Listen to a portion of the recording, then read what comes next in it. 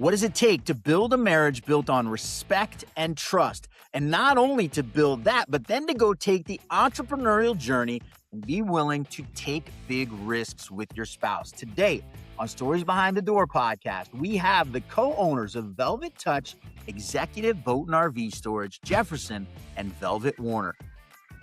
I didn't know there was a version of the world where a married couple could work seamlessly together on a massive project until I met today's guests on the podcast.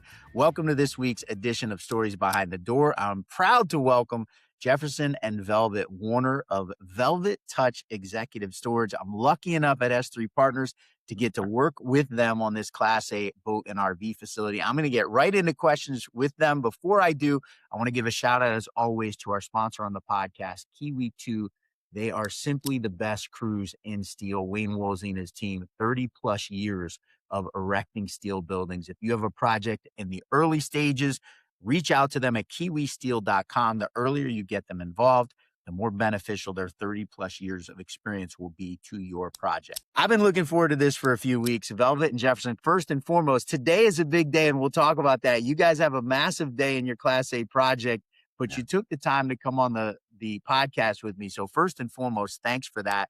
I always start with the same question. And Velvet, I'm going to start with you. We'll go to Jefferson after I'm done with you. But I'm always fascinated because storage is such a niche thing, right? And especially boat and RV storage, a niche of the niche. What got you to be doing this Class A boat and RV facility? How did you get to this path? Well, my husband and I did residential flips for quite a few years. And then one day Jeff came home and he said, "Hey, we're going to go to Vegas and we're going to go to this toy storage nation thing. And it has to do with RV and boat storage." And I think that was about 4 years ago. And so we went to Vegas and we went and went to Toy Storage Nation. And by the end of that 2 days, I think we were there. We drank the Kool-Aid and that was history. I think 6 months later, we had a piece of land here in Phoenix, Arizona. Shout out to Troy and Amy Bix. Amy's been a guest on this show before. I don't know if you guys know that or not, but it's interesting that they're a big piece of how you guys got to this place. Jefferson, tell me what it was when you go to Toy Storage Nation and you hear about boat and RV storage. Obviously, you're doing residential flipping. What was it that drew you in? What were the things about it that were attractive and led you to go take the leap and go buy a parcel? You know, it's it's nothing really even that glamorous. We have a fifth wheel and a boat that I was actually looking for storage in Phoenix because we had just moved down here at that time. And I remember driving by a place on the freeway and they had their phone number there. So I called them up and I told the guy, "I'm looking for a 40-foot space." And he goes, "Yeah, okay. Yeah, we've got that." And I said, "How much is it?" He goes, "Well, it's $225 a month." I'm like, "Okay, I'll take it." And I still remember to this day, he laughed at me. I go, what's so funny? He goes, "Well, you can't have one. There's a year waiting list." I go, "What?" I go, "How many spaces do you have?" He goes, "We have 400. I said, "You have 400 spaces and there's a year waiting list?" He said, "Yeah." And I'm like, "Well, good for you, man. Congratulations." So we hang up and I pull out my calculator while driving and I'm doing the math, 225 times 400. And I'm like, oh my God, this sounds like a great business. I have no idea what it is, but we need to learn about this. And a week later, someone tells me, "Oh, you should go to Vegas to Toy Storage Nation." And like, that's how it that's literally how it kind of started. I'm like, that seems to be a great business and what's going on. So that's what got us started looking into this. And here we are 4 years later, moving forward on our project. Velvet, I'm fascinated to know when he first comes to you and he says, "Hey, I called this place. They need $225 a month and there's a year waiting list. I want to go to Vegas to Toy Storage Nation." What's going through your head as he's having this conversation with you?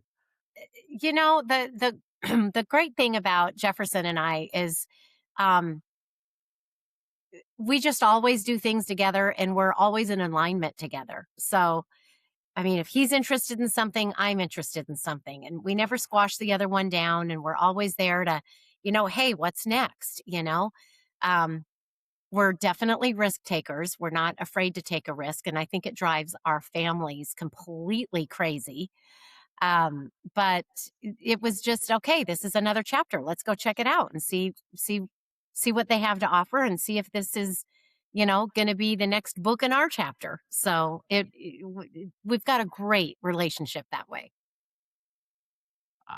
I love it, and that's a credit to you guys. It's like I said in the intro. It's listen. It's not completely rare, but it's also not necessarily something you see all the time where couples have come to that place where they're able to support each other because as you said, you mentioned we're risk takers.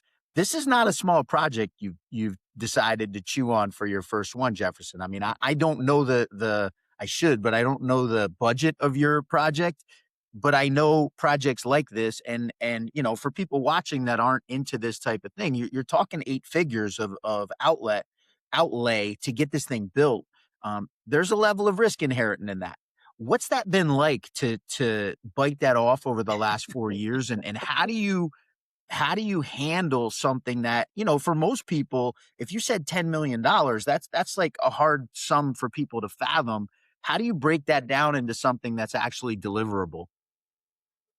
It's definitely been a journey. We didn't start out thinking it was going to be as big as the project is. It's actually morphed where originally it was going to be half canopies, half uncovered spaces. So it was a relatively, a lot lower budget. And after working through it and working with some geologists, because there were some land issues there, we realized, maybe we can do some fully covered half and half. And then it became 100% enclosed. And so the budget has gotten bigger. So he kind of rolled with it and like, well, okay. But really the size of the budget has never really been a concern. It's been more, okay, how profitable will this be? If we go from canopy to fully enclosed, how much more rent can we charge? And can we keep the cost down to build? So really it's been more of a matter of, what's the end result? What kind of NOI are we looking at? And it just keeps getting bigger. I will tell you, it has been literally like this. I keep telling Velvet, it's like I've gone through an executive MBA for the last few years as we learn and go through this process, and everything's been new, but we just keep learning and learning. So it's actually been a fun ride, and we try not to focus on the large zeros that are building up. I love that, and I talk about that a lot. Velvet, I was having a hard time hearing Velvet. She just fell off. Hopefully, she'll be able to get back on. But I'm gonna go down the road on this, Jefferson, because it fascinates me. This idea of a brain that's willing to handle the entrepreneurial journey, right? That journey of going out and just looking at the end and seeing the obstacles as simple things that need to be done to get to the end. In your life, where do you think that comes from? Because it's not a normal thing for a person to be able to ignore 7 zeros in front of a number and just concentrate on the next step that needs to get done. Now, there's a lot of people in the world that can't do that mental discipline to kind of just stick with what needs to get done. Where do you attribute that to for yourself, and where does that mindset come from? I've got to give credit, I think, to my dad, because he was a bit of a risk taker as well too. And it's funny, I just assumed everybody kind of thought that way, and yet we'll talk to Velvet's in-laws or my mom, and they don't like hearing these numbers. And I'm just rattling off, hey, good news, our debt payment will only be, 93,000 a month if we do this right. And they're like, oh, what? What did you just say? I'm like, yeah, that's great. Cause now, and it's just funny, I'm just not seeing the numbers the same way. But my dad was always a bit of that risk taker as well too. And, what I'm learning here is it's just a number. You don't get scared by it. We're focused on the end result. What will this make for us? If we do this right, can we leverage this into other projects as well too? So when you look at it, it's just a number. I don't get worried about, well, how much debt is it built up? It's our ultimate goal, and what Velvet and I are really focusing on is the legacy that we can leave behind. And we want to be able to show our kids an example. It's okay to take a risk. It's okay to, go for it. Don't hold back, because otherwise you never do achieve anything. So a big part of this, that is for us, is really setting the example for them. While we left doing the flips, which was actually relatively safe, it's not a large investment, but we've gone all in on this one and they've watched us do that. and how it's growing. And now literally it's a big day today. I know you were mentioning that, and we're getting very close here to finally breaking ground. So we're hoping to set that example to them that it's okay to go for it. And it may not always work, but you're always that much further ahead just by taking the chance and getting out there and putting yourself out there. Absolutely love that. Aspire to be something like that for my kids, quite frankly. So I love this story even more than I thought I was going to when you guys were coming on. I want to talk about today because today is 100% construction drawings ready to submit for permit, a massive milestone in any project that we do. 4 years. Tell me how this feels. Like, how does it feel that you like that finish line is getting much closer? Is it okay if she jumps in here? Sorry, Absolutely. Of course it's okay. Yeah, I love it. Side by side. I love it. You're saying we've got I was construction. saying like 100% construction drawings due today from all of your design team. And of course, like you've got civil engineer, you've got structural engineer, you've got MEP engineer, you've got the security and gate. I mean, you've got all these different people that got to come together and submit these drawings. What's that like for you guys to be at this pretty significant road post on the journey? I'll tell you, more significant than most people will think, because this is the third time we've had to try to get to this point. We started with other general contractors, other architects. The plans didn't work out, or the team wasn't the right team. We stopped. We started over again, different site plan. We've literally, this is, I think, the third time we've gone through the process. And so to finally get to the point where, yes, construction documents are done. I mean, like today's the day. We submit them tomorrow, which means we're so close to breaking ground. It is very exciting because the focus on this, to be thinking about it, and I never thought it would. If someone had told me 3.5, 4 years ago, this was going to take this long, I was like, no way. We'll be breaking ground in 9 months. That's what I thought. So to stay focused on it and to continue that, it's really nice to see this finally, like it's legitimately happening. Here we go. Because this is really we're not one and done. We want this to be the first of several that we want to do, but we've got to get this one under our belt first. So it's exciting. Yeah. Velvet, I'm going to ask. Yeah, I'm going to ask you. I mean, have there been times along this journey where maybe that I was just having this conversation with a friend of mine today. Our minds are crazy sometimes. Like the negative thoughts pop up very easily and sometimes kind of distract us from where we think our big goal is. Have there been times in this 4-year journey where you thought, hey, maybe we need to have a conversation about whether we should keep going down this road or not? Well, there was one time, I think about a year and a half into us buying the property. I think it was about a year and a half we'd owned the property, and we were working with another contractor, right? Jeff gets diagnosed with stage 4 prostate cancer. And we were actually having dinner with Bob from Toy Story Nation. What's Bob's last name? Um, I should know it too. Now uh, I know who Hayward. you're talking about. Yes, Yeah, yes, there you go. Bob Hayward. Yep. And he was getting ready to move to Spain, and we were having dinner together, and Jeff gets the phone call that night from Mayo that he had stage 4 prostate cancer. And so that was a big, like, what? Number one, and then we thought about selling the property. I was like, you do not need the stress. We do not need the stress. And let's put the property on the market. We had already sold the front 4.5 acres to Guardian Storage that paid off the back 11.5, and which was a great move for us. But we were like, maybe we just need to sell it. And Jeff will tell the story from here because we did have a buyer, and then yeah. So we actually had a buyer. We Mhm. spent almost a year to find someone. And as I was putting the numbers together for them so they could do their due diligence and stuff, I'm like, wow, these numbers are actually pretty good. I mean, do we really want to be doing this? So as I was doing that for them, I'm calling them saying, you know what, we're going to keep it. We're going to move forward. I beat cancer. We're moving on. And it's like, you know what, there's a reason this is still here. We need to just tackle this thing and go for it. Yeah. But yeah, so there have been a few times though, it was never a question of, are we going to do this or do something? It was just a matter of what's the right time, what's the right path for us to get there. I'm so glad I asked this question. I'm going to just share a little bit here because in 1991, I was a junior in high school. My father quit his job. He sent out resumes to like 200 companies and he put the wrong phone number on the resume. Of course, this is 1991. You couldn't just go on the internet on LinkedIn and reach out to somebody. If you had the wrong phone number on your resume, there were no emails, right? Like there was no way to get a hold of him. And he got diagnosed with prostate cancer 6 months later. Started his own business, built a business that he ran for 30 plus years. I was lucky enough to work with him in. And so I just want to tell you what an inspiring story and how close it makes me feel to you to now know this piece of the story. And kudos, because there are those rare people where that risk is not a stress. It's a necessity in their life, right? It's something that gives them the energy to go and do and overcome. And so what an inspiring story. And I thank you for sharing it because I feel very bonded to you.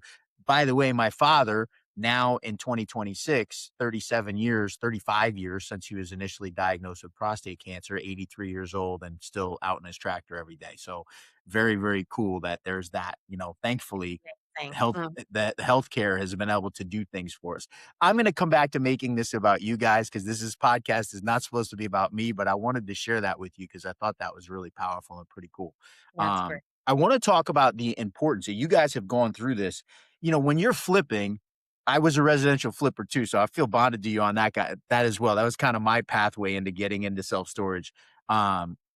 You go out and identify houses. You might work with some realtors and you have a local GC who does the jobs for you, unless you're doing it yourself. It tends to be a relatively small team. We get on a weekly call with you guys. As I said, we at S3 Partners, we've been able to come and help you guys out as consultants on the project. There's a minimum 7-8 people on every single call every week. As I said, MEP, civil, structural engineers, security, all those different pieces of the puzzle. What has it been like through this journey to learn just the kind of manpower that it takes to get one of these projects out of the ground? Do you want to go? No, go ahead. I will tell you, first of all, I am so impressed that there's way more involved in creating a commercial property development than I ever thought. I mean, when just driving down the street, when I see a Chick-fil-A or a Starbucks, I'm like, do you realize what went into that and what they had to do? I mean, it's like really opened my mind to an appreciation for what it takes to do a development. But I'll tell you, the more we get into this and learning and being on the calls, we're just loving the whole process more and more. I mean, this is really definitely going to be a path for us going forward. I love the teamwork and the interaction and how each person is playing off the other and everyone's dependent on someone else. And it is the true definition of a team and a collaborative effort to create something that's going to be there for years. So to me, it's exciting. It's invigorating. Well, honestly. and at first we didn't think we needed an owner's rep. We were just going to go straight to the GC, and we got some coaches and they were like, you need to talk to S3 Partners before you start signing any agreements with GCs, and that has been a game changer. That was the best advice Absolute ever. game changer. Yeah. We had an owner's rep before that did not include us on any meetings, he was kind of a one-man show, made his own decisions. We kept saying, we want to be included on the meetings. Whatever meeting you're having with anybody else, please include us. And so just having the right team, and we've got that team now. And once you have the right team, you can make anything happen. And but it's finding the team, Yeah.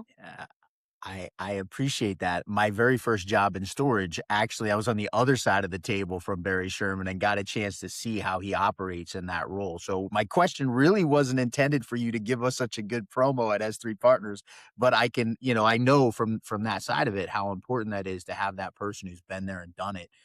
And knows. I'm going to ask because it's kind of funny. The big thing that's come up throughout the last few months as we've been on these calls, did you ever think you'd know so much about ground fissures in your life relative to what's going on the site? Like it's the little things that every project has something new where there's a piece of it that you got to figure out the puzzle. Yes. Yeah. No, we never realized it. Didn't realize what a thing that is, but how specific it is to Arizona, Phoenix especially as well too. So that's been a real issue. And for those of you who don't know what a fissure is, it's basically where there was underground water that they pulled too much out too quickly and kind of drained the underwater reservoir. So the ground just literally sinks down like a little mini Grand Canyon. So we have 2 long fissures on ours, totaling about 1,200 feet long, that literally just sunk down about 3 or 4 feet, 6 feet wide, that now has to be remediated. That actually, though, worked out to as a benefit for us, though, because so many other people looked at this land before we did, saw the fissures, didn't want to deal with it. And that's why the original site plans had just half canopy, half open space, because they didn't want to build over them. Once we talked to enough geologists and realized we could remediate this, that suddenly changed the whole pro forma, where now we could go fully enclosed. We can get 2 times the rent versus, compared. And it just changed everything. And it made this what was a good project to what is looking like a fantastic project now at the end of the day when it's built. So, we're firm believers. Things don't happen to us. They happen for us. And these fissures actually turned out to be a blessing when you look at it. It's so interesting, right? You talk about that. Like, you guys took the leap and you bought that land, right? And as Velvet said, it worked out because you were able to. And shout out to our friends at Guardian Storage, who's Barry has worked for them way back in the past as an owner's rep as well, and good folks there. But the question I wanted to ask, you took that leap with that inner belief that, hey, we're going to make it work. Like, we'll figure out how to make this thing happen. And now, as you're getting ready to break ground on this thing, and as you said, the economics are very strong. How powerful is that? And I guess I'll ask the question too, like, where does that come from? That willingness to just go out and make it happen? You want to take that one? I'll start. Yeah, I'm supposed to tell you who I want to start with. No, Velvet, I'm going to start with you on this one. Have you gone into our background at all? No. Okay. So Jeff and I come from, middle-class family. And both of us, I mean, our mom stayed home, our dads worked, had a great, great childhood, but we kind of looked at each other at one point in our life and we're like, at some point, somebody's got to change the family dynamic. I mean, at some point, we need to change the trajectory of what wealth and growing businesses and being entrepreneurs looks like. And so we have that conviction. I mean, with each other, we're always like, we are changing the family tree, and we are going to bring financially, yeah, not changing members. Right. I love it. And we're going to show the kids how you can grow a business, how you can be entrepreneurs, how we can change the family tree and the grandkids. We're already starting to teach the grandkids on, hey, let's get your computers out. Let's look at a piece of property. Come on, what could we do with this piece of property? I mean, the twins are 12 years old, So it's just, we've had that conviction, and it's like, well, if anybody's going to do it in our family, it's going to be us because we're the risk takers. So let's do it. Yeah, and to piggyback on that, I think the big part is we want to teach the kids how to move from ordinary income to passive income, because that's not the way we were brought up. We were taught, I was told, go to school, go to college, get a good job, keep it for 40 years, and then you retire. Yep. And that's just doesn't work. Not for 99% of America. Yeah. So it's been a journey to change our mindset. I mean, literally, that's what the roadblock was. And to clear out this invisible ceiling above our head, but really change the dynamic in the family to move to, here's how you can live on and grow on passive income, and get the grandkids, like she said, to start thinking that now before they even hit high school. And hopefully that's what we mean by changing the family tree financially. Love it. I'm going to do a little prop here, right?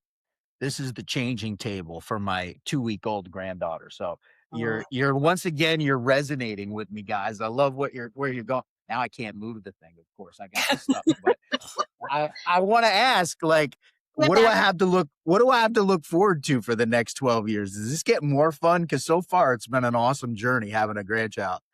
It's amazing. We have 8. It is wonderful Oh, having the grandkids, and Mhm, our goal right now with the 8 that we have set, is that we wanna help each one of them own their own home before they graduate high school. Now, it doesn't ooh, mean they're gonna live in it, but own their first okay. investment property. Now, how many 18-year-olds do you know who have that? So if mhm, we can help all 8 would be the goal, but even if the 6 of them did it, that would be a great start and get and so that's those games mhm, now that we're talking to that we play with them and get their mind shifting now.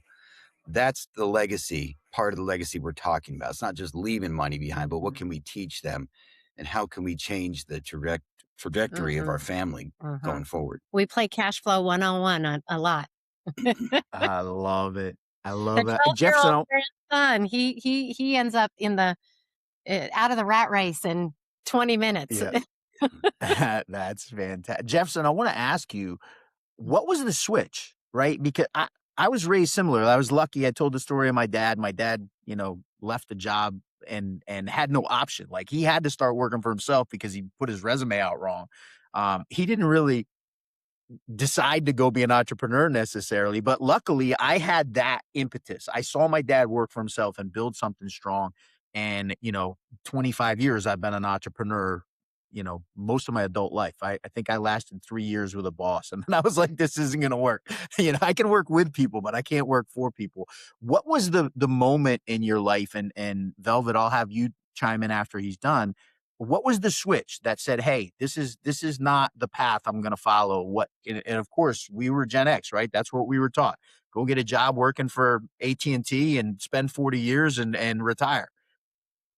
I've personally, I've been in sales for like 31 years, and I've worked for corporate America.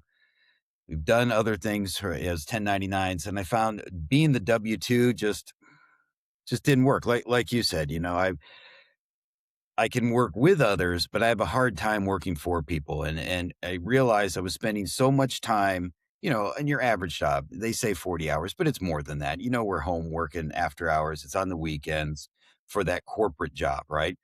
And when Velv and I talked and we looked at, man, we're spending all this time making somebody else wealthy. What if we took this time, these 60 hours, and applied it to our net worth and started building us? And we may take a step back or two, but long term, where are we going to be? And it was probably about 7 years ago, and I realized I had to change my mindset. I was Mhm, programmed to think middle class, programmed to think W-2.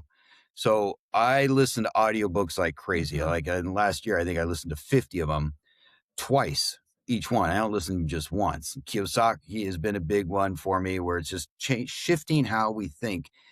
And that is when things really started changing. When I started changing the mindset and started looking at how are the successful people doing it mhm. and how do they think. And it's taken some time. It doesn't just happen overnight, but you just got to decide.